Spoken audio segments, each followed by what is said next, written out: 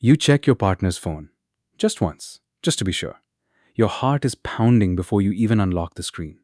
You tell yourself you're being paranoid. But some part of you, an old part, a part older than language itself, is running a calculation it has run a million times before. That part of you is not being paranoid. It is being ancestral. Infidelity feels like a modern betrayal, a broken promise, a crack in something sacred. But the real answer is far stranger. The urge to stray and the urge to guard against straying were not invented by soap operas or dating apps. They were built into you by millions of years of a very different kind of math, cold math, reproductive math, and your brain has been running it quietly, in the background, your entire life. Start with a question that sounds simple.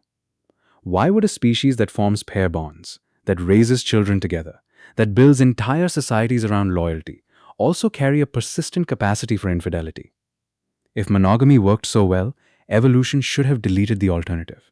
It didn't. Instead, it kept both strategies running side by side, like two competing programs on the same machine. To understand why, you have to stop thinking about cheating as a moral failure. Start thinking about it as a strategy. An old one with different rules for different bodies. Consider the female body first. An egg is expensive. A pregnancy is expensive. 9 months of gestation, followed by years of nursing and vulnerability, all before ancient medicine, before hospitals, before formula. A woman's reproductive investment in a single child was enormous, almost unbearably so, and it could not be repeated quickly. The evolutionary biologist Robert Trivers laid this out in the 1970s in what is now called parental investment theory. He argued that the sex which invests more in offspring becomes the more selective one. Selectivity is not a personality trait. It is a survival strategy. A woman who chose carelessly could lose everything: her health, her safety, her ability to raise the child she already had. Now, consider the male body. A single act of mating costs almost nothing biologically. No pregnancy, no nursing, no months of vulnerability. This asymmetry, small as it sounds, created two very different sets of incentives. For a male ancestor, spreading genetic material widely could, in theory, multiply his reproductive success without multiplying his cost. For a female ancestor, that same math offered no such advantage. Her bottleneck was fixed. Her cost stayed the same, no matter how many partners she had. You can already feel where this is going. But here is the twist. It is not the twist you expect. Female infidelity, evolutionarily speaking, was never irrational. It was often just as strategic as male infidelity, only aimed at a different target. The anthropologist Sarah Blaffer spent decades studying primates and early human societies and found something that upended the simple story. Women across many species, including humans, sometimes sought additional partners not for variety, but for insurance, a backup provider.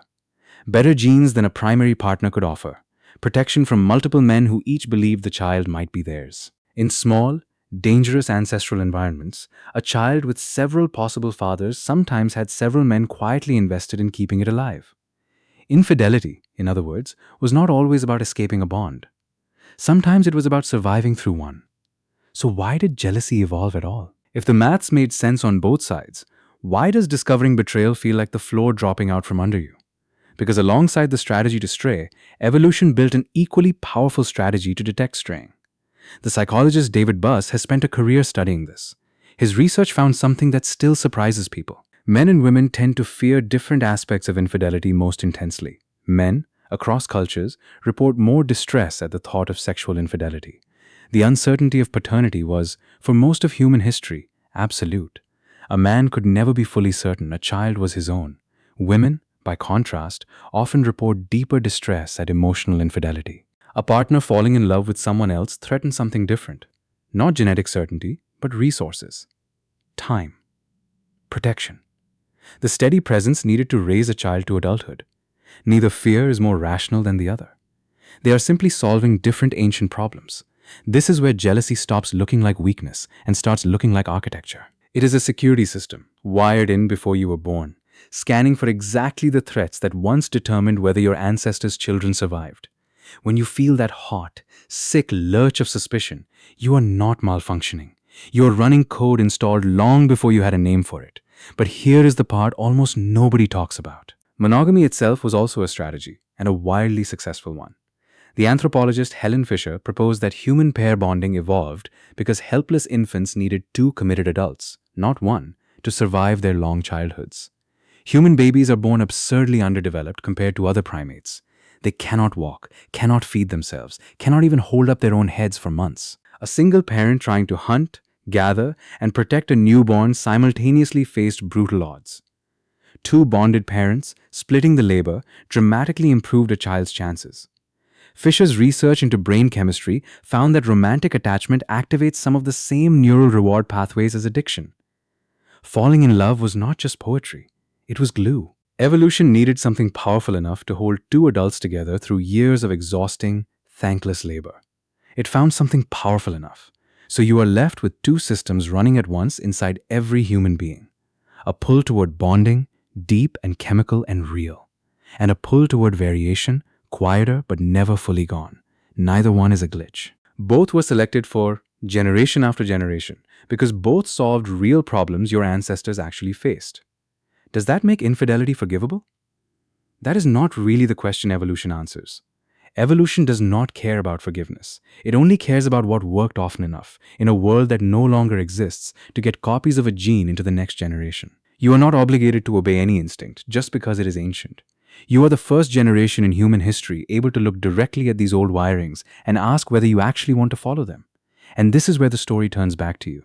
Every time you feel a flicker of attraction to someone who is not your partner, you are not broken. You are carrying a strategy that once made biological sense in a world of scarcity, danger, and uncertain survival. Every time you feel a spike of jealousy over a message you were not meant to see, you are not paranoid. You are carrying a detection system built to protect something your ancestors could not afford to lose. Neither feeling is a verdict. Both are echoes. The difference between you and your ancestors is not the wiring. The wiring is nearly identical. The difference is context. They lived in small bands where survival depended on constant negotiation between bonding and hedging. You live in a world with contraception, with paternity tests, with the ability to choose a life that has almost nothing to do with reproductive strategy at all. The ancient code still runs in the background, but you are, for the first time, allowed to read the code instead of just obeying it. So the next time your heart pounds before you unlock a phone that isn't yours, or the next time your attention drifts towards someone you shouldn't be thinking about, pause before you call it weakness. Ask instead what problem, 100,000 years old, your brain thinks it's solving. You are not just a person making a choice tonight. You are the latest draft in an argument between two strategies that has been running since before your species had a word for love.